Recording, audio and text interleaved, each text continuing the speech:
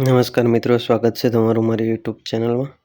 તો મિત્રો, આજે આપણા વિડીયોમાં ગુજરાતમાં જે મગફળી, મગ, અડદ, સોયાબીનની ખરીદીના જે ટેકાના ભાવના ફોર્મ ભરાય છે તે ઓનલાઈન મોબાઈલથી કેવી રીતે રજીસ્ટ્રેશન કરવું તે આપણે આ વિડીયોમાં જોવાના છે। વિડીયો શરૂ કરતાં પહેલાં જો ચેનલ પર નવા હો અને ચેનલને સબસ્ક્રાઈબ ના કરી તો સબસ્ક્રાઈબ કરી દેજો, જેથી કરીને આવનારા તમામ વિડીયોના નોટિફિકેશન તમને મળતા રહે। તો મગફળી રજીસ્ટ્રેશન માટે તમારે આ વેબસાઇટ ઓપન કરવાની છે।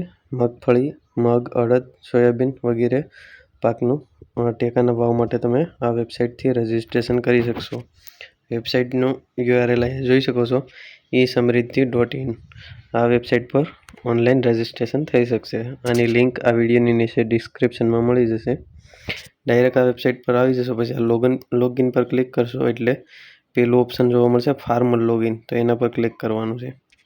એના પર ક્લિક કરશો એટલે તમારે તમારો મોબાઈલ નંબર અને આ જે કેપ્ચા કોડ દેખાય છે એને નીચે ખાનામાં એન્ટર કરી આ રાઈટ પર ક્લિક કરવાનું છે।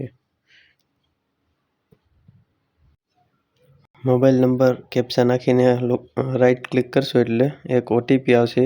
એ ઓટીપી અહીંયા એન્ટર કરી અને લોગિન પર ક્લિક કરવાનું છે।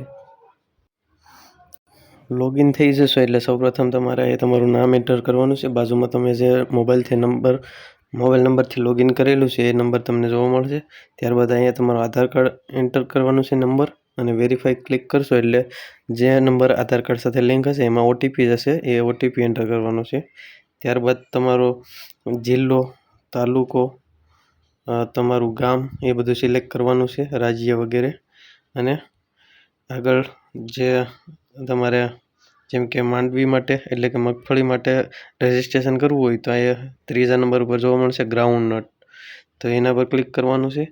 અને જો સોયાબીન હોય તો સોયાબીનનું અહીંયા છે, સૂર્યમુખી માટે છે, અલગ અલગ પાક માટે રજીસ્ટ્રેશન આમાં થઈ શકશે। તો આ દરેકમાં તમારે જેમાં ફોર્મ ભરવાનું બે પાક માટે ભરવાનું હોય તો આમાં તમે ડબલ પણ સિલેક્ટ કરી શકો છો। તો એવી રીતે સિલેક્ટ કરી ત્યારબાદ તમે અહીંયા નીચે એક ઓપ્શન મળશે સેવ ડેટા, તો આના પર સેવ પર ક્લિક કરી દેવાનું છે। સેવ થઈ જાય એટલે તમારે બેંકની ડિટેલ નાખવાની આવશે।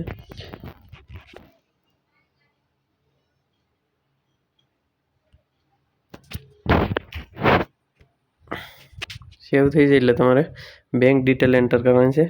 બેંક ડિટેલમાં ખાતા નંબર, IFSC કોડ નાખી અને સેવ પર ક્લિક કરવાનું છે।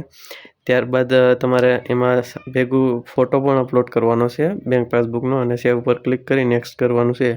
એટલે તમારે જમીનની વિગત નાખવાની આવશે, જેમાં તમારે સર્વે નંબર અને તમારો જમીનના ખાતા નંબર એન્ટર કરી સેવ કરી દેશો એટલે તમારી જે એપ્લિકેશન છે એ સક્સેસફુલ સબમિટ થઈ જશે। તો આવી રીતે તમે